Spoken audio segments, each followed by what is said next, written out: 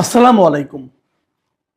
প্রিয় দর্শক, রাজনীতিতে একটা নতুন ধরনের চিন্তা, নতুন ধরনের মেরুকরণ যেন আমরা লক্ষ্য করছি।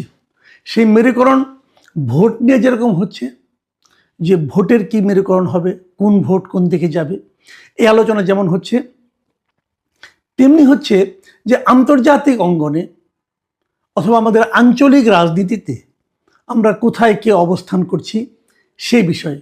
আপনারা জানেন, এই নতুন সরকার মানে এই ডক্টর ইউনূসের নেতৃত্বাধীন অন্তর্বর্তীকালীন সরকার দায়িত্ব নেওয়ার পর থেকে ভারতের সঙ্গে আমাদের সম্পর্ক ভালো যাচ্ছে না। ভালো যাচ্ছে না মানে না বলে বরং এভাবে বলা যায় যে ভারতের সঙ্গে আমাদের সম্পর্ক এই যাবৎকালে সবচেয়ে কম ভালো যাচ্ছে, সবচেয়ে খারাপ যাচ্ছে। এতটা খারাপ সম্পর্ক আমি এর আগে কখনো দেখিনি। যতটা না আসলে খারাপ, তার চেয়ে বেশি যেন আলোচনায় খারাপ, তার চেয়ে বেশি যেন কথাবার্তায় এক ধরনের বৈরিতা। ওকে পছন্দ করছে না। ভারতের মিডিয়াগুলো আমাদের ব্যাপারে নানা ধরনের বিদ্বেষমূলক কথাবার্তা ছড়াচ্ছে, আমাদের মিডিয়াগুলো কম যাচ্ছে না। তো এই যখন পাল্টাপাল্টি অবস্থা, সেই অবস্থার মধ্যে আমাদের একটা নির্বাচন এসে গেছে, একদম কানের কাছে চলে এসেছে। আর 1 মাস 10 দিনের মতো আছে ধরা যাক।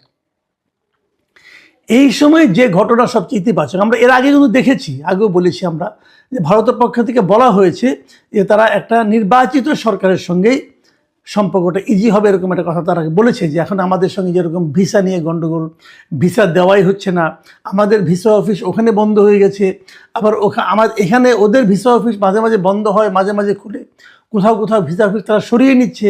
এই যে ঘটনাগুলো ঘটছে, এগুলো একটা নির্বাচিত সরকার আসার পর নর্মাল হবে, এই ধরনের ইঙ্গিতপূর্ণ কথাবার্তা আমরা ভারতের পক্ষ থেকে শুনেছি। তো এখন তো নির্বাচিত সরকার ঘনিয়ে আসছে, 1-1.5 মাস পরে তো আমাকে নির্বাচিত সরকার পাবো। তখন কি হবে? তখন ভারতের আচরণ আমাদের প্রতি কেমন হবে? এটা কিন্তু এর মধ্যে আমরা এই যে বেগম খালেদা জিয়ার এই যে জানাজা, এই জানাজাকে কেন্দ্র করে এবং শেষকৃত্যকে কেন্দ্র করে বিভিন্ন প্রতিবেশী দেশগুলোর যারা নাকি সরকারি প্রতিনিধি দল আমাদের এখানে এসেছিল, সেই ঘটনার প্রেক্ষিতে আমরা যেন কিছুটা বুঝতে পারছি। কারণ ভারতের পররাষ্ট্রমন্ত্রী এস জয়শঙ্কর এসেছেন, এসে আবার চলেও গেছেন, ওনাদের বিশেষ বিমানে এসেছেন, ওভাবে চলেও গেছেন। কিন্তু তার এই আশাটা কিন্তু খুব একেবারে মানে আপনার কেবলই সৌজন্যমূলক আশা আমি কিন্তু তা মনে করি না। এখানে কিছু একটা ইঙ্গিত যেন রয়ে গেছে ভারত সরকারের পক্ষ থেকে। এই যে ভারত সরকারের এবং সরকার প্রধানের মোদির যে শোক বার্তা, সেটা তিনি তারেক রহমানের কাছে হস্তান্তর করেছেন, ওনার সঙ্গে ওনাকে সমবেদনা জানিয়েছেন, জানিয়ে আবার চলে গেছেন। এই সময়ে উনি কিন্তু আমাদের পররাষ্ট্র উপদেষ্টা অথবা প্রধান উপদেষ্টা কারোর সঙ্গে কোনো দেখাও করেননি, কথাও বলেননি। পররাষ্ট্র উপদেষ্টার সঙ্গে সৌজন্য বিনিময় হয়েছে শুনেছি, কিন্তু প্রধান উপদেষ্টার সঙ্গে উনি কোনো দেখা করার চেষ্টাও করেননি। প্রধান উপদেষ্টার সঙ্গে অবশ্য অন্য দেশের রাষ্ট্রদূত 2-1 জন, নেপালের রাষ্ট্রদূত সম্ভবত দেখা করেছেন। তো এখন এই ঘটনার মাধ্যমে ভারত আসলে কি প্রমাণ করতে চাইল, এই জায়গাটা একটা বড় প্রশ্ন। আমার কেন যেন মনে হয় ভারত বোঝাতে চাইল যে আমরা এই অন্তর্বর্তীকালীন সরকারের সঙ্গে নেই, কিন্তু আগামী যে সরকার আসতেছে তাদের সঙ্গে আমরা সুসম্পর্ক বজায় রাখব। কিন্তু এটা বোঝানোর মাধ্যমে তারা আসলে কি লাভ করলো জানি না। আমাদের দেশের মানুষের কাছে কি বার্তা পৌঁছলো? আমাদের দেশের লোক সরকারে যেই থাক না কেন, সেই সরকারের সঙ্গে আমার সম্পর্ক যত খারাপই হোক না কেন, অথবা আমাদের অন্তর্বর্তীকালীন সরকার নিয়ে আমি জনগণ হিসেবে আমার সঙ্গে অন্তর্বর্তী সরকারকে আমি যতই কম পছন্দ করি না কেন, আমি কিন্তু এইটাকে ভালোভাবে নেব না যে আমার সরকারকে ভিন্ন একটা দেশের পররাষ্ট্রমন্ত্রী এসে ইগনোর করলো অথবা কম গুরুত্ব দিল। এটা কিন্তু আমরা ভালোভাবে নেব না। আমি তো অন্তর্পক্ষে নিইনি, আমি জয়শঙ্করের এই আচরণটাকে পছন্দ করিনি। আমার কাছে আমি মনে করতাম ভালো হতো যদি উনি প্রধান উপদেষ্টার সঙ্গে দেখা করতে চাইতেন, অথবা আমাদের পররাষ্ট্র উপদেষ্টার সঙ্গে দেখা করতে চাইতেন, অথবা দেখা করতেন, একটা বৈঠক করতেন আধা ঘন্টার, কোনো সমস্যা তো ছিল না। কিন্তু উনি করতে চেয়েছেন, এই ধরনের কোনো সংবাদ আমরা পাইনি। এর মধ্যে আমাদের পররাষ্ট্র উপদেষ্টা একটা প্রেস ব্রিফিং করেছেন, সাংবাদিকের সঙ্গে কথা বলেছেন, তখন এই প্রসঙ্গগুলো এসেছিল। এবং উনিও কিন্তু বলেননি যে জয়শঙ্করের পক্ষ থেকে কোনো ধরনের আগ্রহ দেখানো হয়েছিল। তার মানেটা হলো এই যে জয়শঙ্কর আসলে আগামী সরকার নিয়ে ভাবছেন, আমাদের বর্তমান সরকার নিয়ে ওনারা মোটেই ভাবছেন না। এটা আমি একজন পাবলিক হিসেবে অথবা আপনার কাছে যতটাই খারাপ লাগুক না কেন, এটাই হলো বাস্তবতা। এবং এই বাস্তবতা থেকে আমরা কি ইঙ্গিত পাই? দেখেন, তারেক রহমান যখন দেশে ব্যাক করলেন, নানা ধরনের কথা কিন্তু বলা বলি হয়েছিল যে উনি কার কাছ থেকে সম্মতি নিয়ে, কার কাছ থেকে অভয় পেয়ে দেশে ঢুকলেন, এই প্রশ্নটা কিন্তু বারবার উঠেছিল। এটা উঠতো না, উঠেছিল কেন? যে তার আগে তারেক রহমান নিজেই একটা ফেসবুকে একটা পোস্ট দিয়েছিলেন যে ওনার দেশে আসা না আসাটা ওনার একার ইচ্ছার উপর নির্ভর করে না। এবং ওই পোস্টটা আমি মনে করি ওনার রাজনৈতিকভাবে খুবই একটা ভুল পোস্ট ছিল। কারণ ওটার পরেই মানুষ কিন্তু ভাবতে শুরু করলো, তাহলে উনি কার কাছ থেকে পারমিশন নিয়ে আসতেছেন? আমেরিকার কাছ থেকে, নাকি রাশিয়ার কাছ থেকে, নাকি চীনের কাছ থেকে, নাকি ইন্ডিয়ার কাছ থেকে? এই প্রশ্নটা কিন্তু অনেকে করেছেন। এবং তারপর যখন উনি আসলেন তখন এই প্রশ্নটা আরও জোরালো হলো। এবং এখন যখন জয়শঙ্কর এসে ওনার সঙ্গে দেখা করলেন, তখন মানুষের মনে কিন্তু এই ধারণাটা আসলো যে তাহলে কি ভারতের কাছ থেকে পারমিশন নিয়ে উনি ঢুকলেন? এই প্রশ্নটা কিন্তু অন্য সময় হলে আসতো না। যদি জয়শঙ্করের এই সফর রাষ্ট্রীয় সফরের মতো হতো তাহলে কিন্তু এই প্রসঙ্গটা আসতো না। কিন্তু এলো তো। এখন এইটা কি ইন্ডিয়া ইচ্ছা করে এই কাজটা করলো?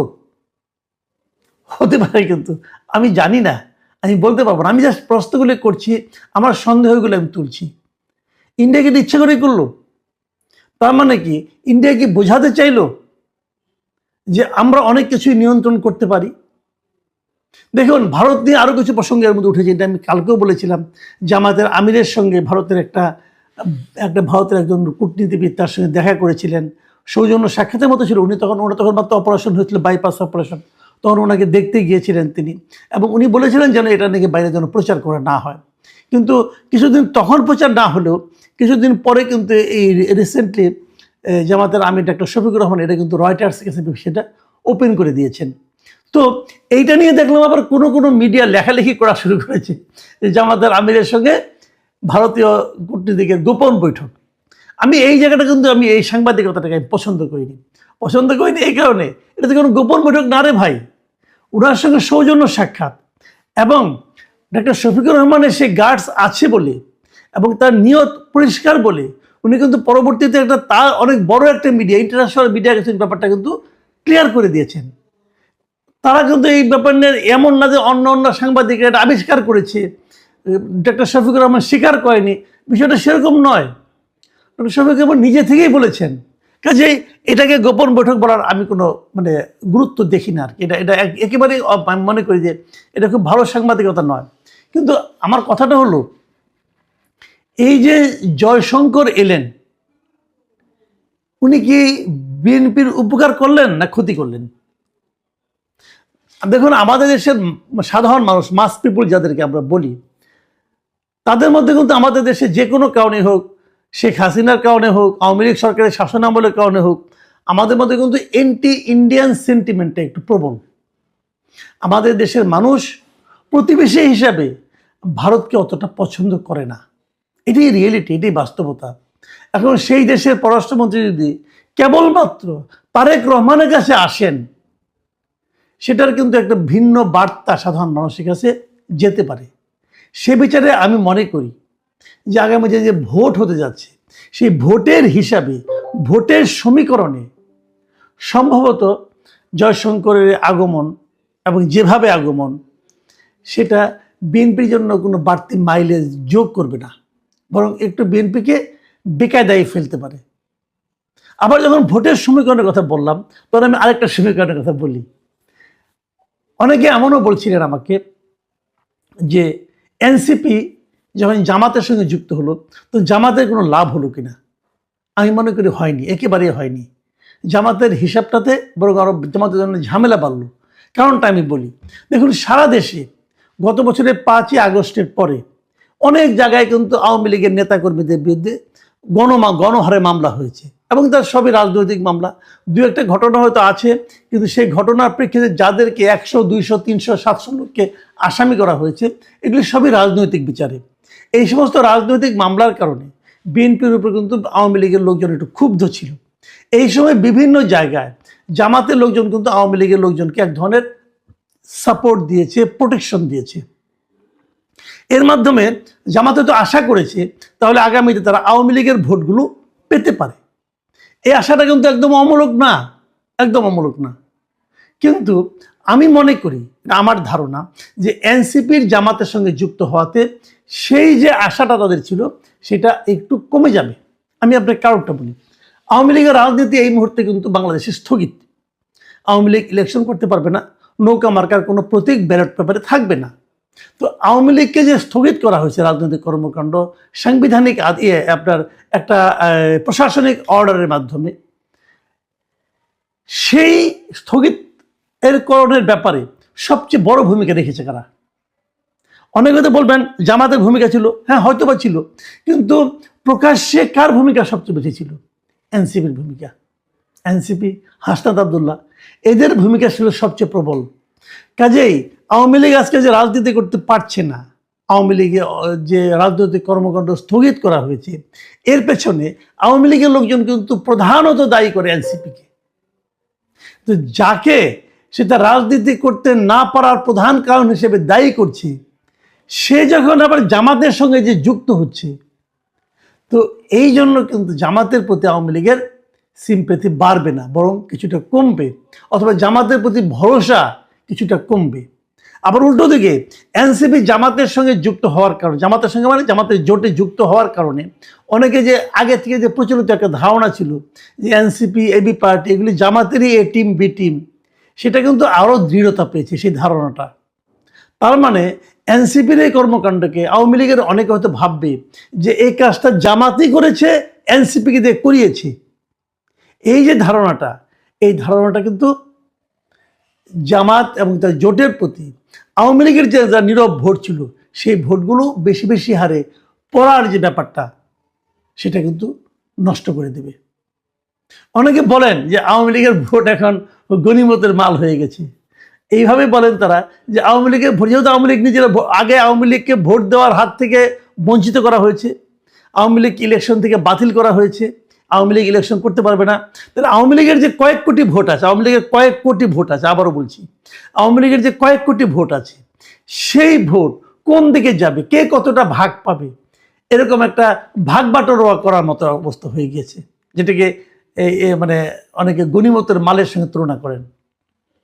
এখন সেই ভাগ বাটোয়ারা নিয়ে তারা গবেষণা করছে, কিন্তু বিপরীত দিকে আওয়ামী লীগ কী করছে এই গবেষণার কথা আমরা এখনো জানি না। আমরা বিভিন্ন রকম হাইপোথিসিস শুনি। কেউ বলে আওয়ামী লীগ অমুককে দেবে, কেউ বলে এলাকা ভিত্তিক প্রার্থী দেখে দিবে, আবার এমন কথাও শুনি আওয়ামী লীগ এই নির্বাচনে অংশই নেবে না, বর্জন করবে। যদি আওয়ামী লীগ বর্জন করে তাহলে কিন্তু পুরা নির্বাচনে যে গ্রহণযোগ্যতা, সেটা নিয়েও কিন্তু প্রশ্ন উঠতে পারে। আমি আগেও বলেছি, এখনও বলি, এই কথাটা বলে শেষ করি, যে আগামী নির্বাচনে আর 1 মাস 10 দিন পরে যে নির্বাচন হতে যাচ্ছে, সেই নির্বাচনে আওয়ামী লীগ থাকবে না। সেই নির্বাচনে আওয়ামী লীগের কোনো প্রার্থী থাকবে না। সেই নির্বাচনে ব্যালট পেপারে আওয়ামী লীগের প্রতীক থাকবে না। কিন্তু রিয়েলিটি হলো এটাই যে ওই নির্বাচনকে নানাভাবে আওয়ামী লীগই নিয়ন্ত্রণ করবে। প্রিয় দর্শক, এখন এ পর্যন্তই। আল্লাহ হাফেজ।